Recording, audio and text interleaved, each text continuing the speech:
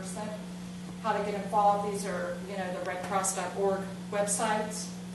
We have becoming a shelter partner, so I can give you any information you want. I left some information back there. So there's two different things you can do.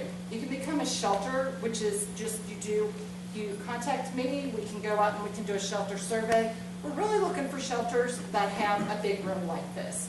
We're really not looking for a lot of little rooms, because the hardest part is to man all those different places. So we're really trying to find, large rooms. It also has to be kind of central with a good parking lot.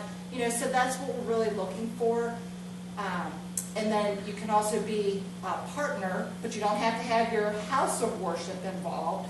We do partner organizations where we contact, the church or worship center, and we can train volunteers in which to, when the event happens, then we have a point of contact at that house of worship.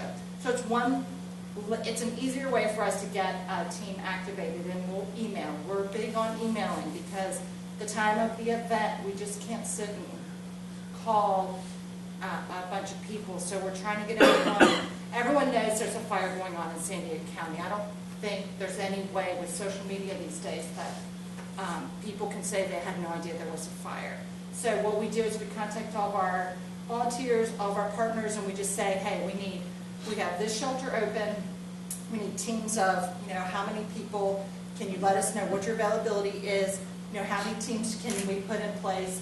And then we get our master staffing matrix all filled out. And what we do is we try to do it at 3 days out. We're trying to schedule 3 days out, because we are hoping that our fire department is going to have it out 3 days. What do you think about that? There you go. I think we can make that work. So there's a lot of, you would contact me, we'd sign an MOU, which is a memorandum of understanding. We can do a shelter survey. There are classes involved. Everyone has to be badged. I don't have my Red Cross badge, I'm sorry. And it says specifically shelter worker. And what I'm asking is for a local event only. I'm not asking you to deploy for like Hurricane Sandy or anything. This is just a local event.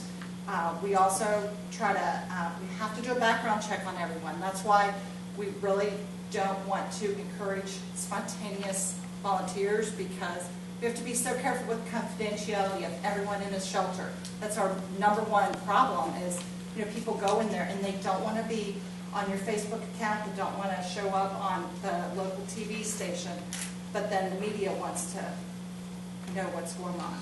So, we want partner organizations to come in and help us out, because really what it is, it's just for the event. But you have to go through the training, the background check, and then you get issued a badge, which is good for 5 years now. And I feel, how do I say this? I feel bad that we don't need the organizations more often, but that's a good thing that we don't need them more often. So it's a conundrum, you get people ready, trained, and then we don't use them. So, and then we love pictures of fires. A lot of our training, unfortunately, it revolves around hurricanes, because Red Cross does bigger events on the East Coast with hurricanes. So that's why we've tried to change a lot of our training to be fire specific, because fires happen so fast, and we would love to have these beautiful pictures of, the shelter that's all set up, all beautiful, and all the cots are all lined up.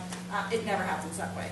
Pretty much everyone's running in the door, and it's just a matter of trying to create a system to cut through the chaos, get everyone settled, and get everyone sitting down.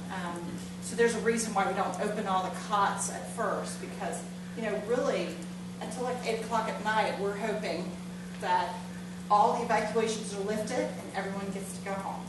So that's why, a lot of people were complaining in May that we didn't immediately, pop down all the cots. They wanted a cot, and I just said, well, can we wait? What if everyone gets to go home tonight? Because every cot we open, every cot we touch, we have to clean it. So I'm very kind of holding back. I always hold back on opening too many cots or even opening anything, because it just creates more work. So anyway, that's my presentation. I just wanted to get through it quick. Does anybody have questions? Yes, ma'am.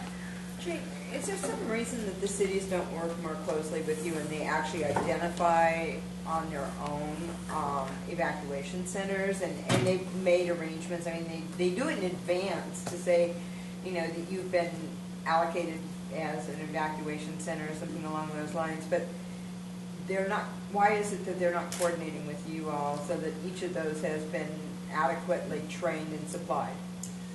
Well, that's a good question. But see, the County of San Diego is trained. They can open their own shelters and man them and do everything and get food, and they can take care of their own shelters if they so desire to open a shelter. The city of San Marcos can take care of their own shelters. They have to actually call and request assistance from the Red Cross. We don't self-deploy. We know there's a fire going on, but if no one calls us, we're waiting for the phone call. So a lot of people are like, well, where's the Red Cross? Where's the Red Cross? But we might not have been the ones that opened the shelter. And Julian, the CERT group, can open the shelter, man the shelter, and do everything, and Red Cross isn't involved in any way. So there's that whole, understanding of who opens the shelter. It's questions that evacuees don't. I'm not going to ask. So, who opened the shelter? Who's responsible here? But then if the city of San Marcos opened Mission Hills High School, but then they called Red Cross to turn it over to the Red Cross at a certain time. But they still maintain volunteers every day, 24 hours to assist us, because they knew the area. They knew, if we need, there was coffee. People drink coffee in the middle of the night. I'm always surprised. I'm sorry, I don't drink coffee. So they're like, you're out of coffee. I'm like, I don't know why I need to worry about that, in the middle of the night, but that seemed very important. So they were able to get out. Oh, I'm sorry. I missed your hand there. You said the 5 years, was that for the shelter facility, or was that for the trained shelter workers? The shelter workers, for the badge. The badge is good for 5 years. Okay, so is that retroactive? I have a group in my community that went through the training a couple of years ago when they were only good for a year. No. So We'll what have happens to. that?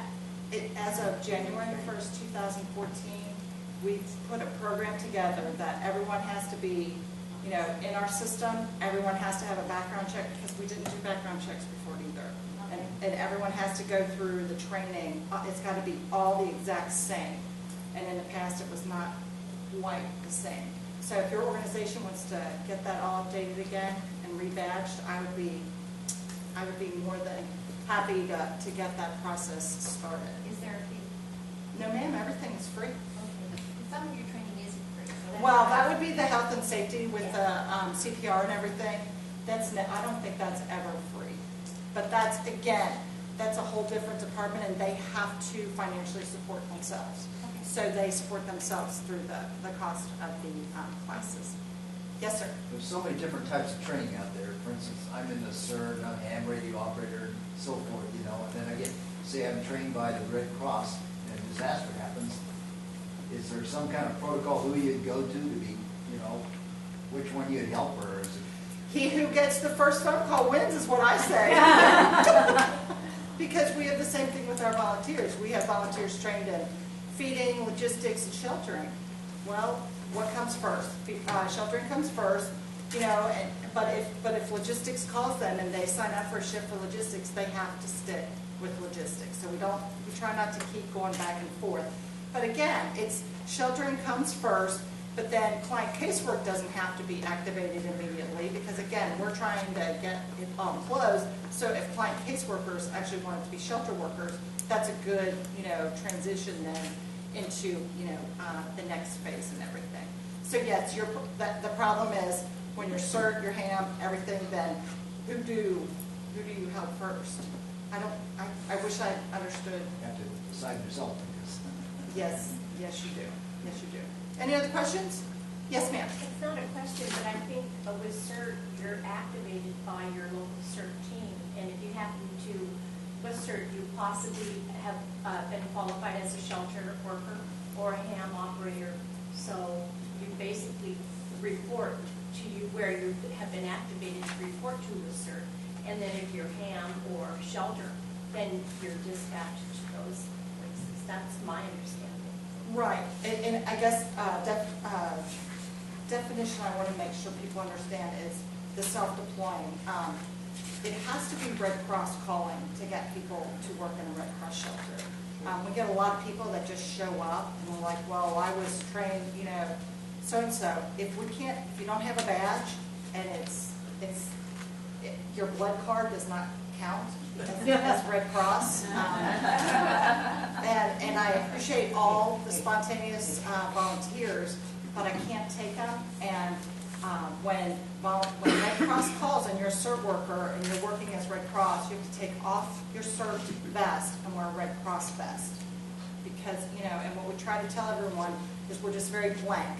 We don't want anyone to show up with any clothes on that defines them in any way of any organization or activity, because we're all just there to assist the clients. We're not there to, do anything else, whether we're with, church group or any other organizations that we're part of. We just try to be blank slate.